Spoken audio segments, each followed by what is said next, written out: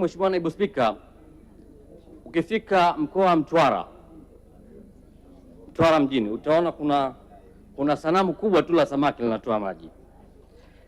Mheshimiwa Naibu Spika, kwa unyenyekevu mkubwa ninaomba nielimishwe kwa kauli fupi tu ya serikali, ipi tija ya yule samaki kutoa maji ili hali miradi mingi ya jimbo la Mtwara vijijini imesimama kwa kuto kupatiwa fedha. Asante sana. Mheshimiwa Naibu Waziri, majibu.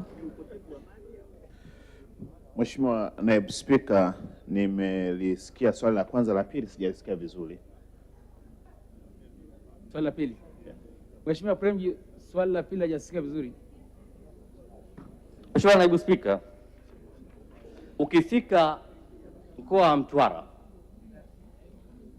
utakuta kuna roundabout pale na kuna samaki mkubwa sana anatoa maji na maji hayo yanakuwa supplied na Mtuwasa.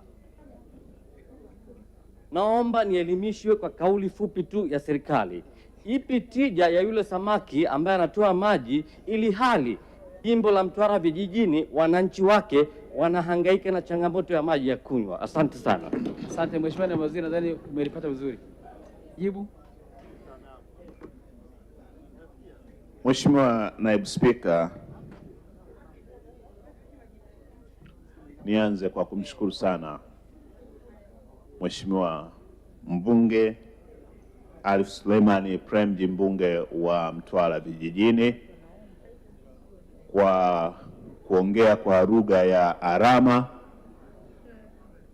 na kwa kuonyesha kwamba sanamu ile inatakiwa kutafsiriwa katika uhalisia wake kwamba samaki haachani na maji.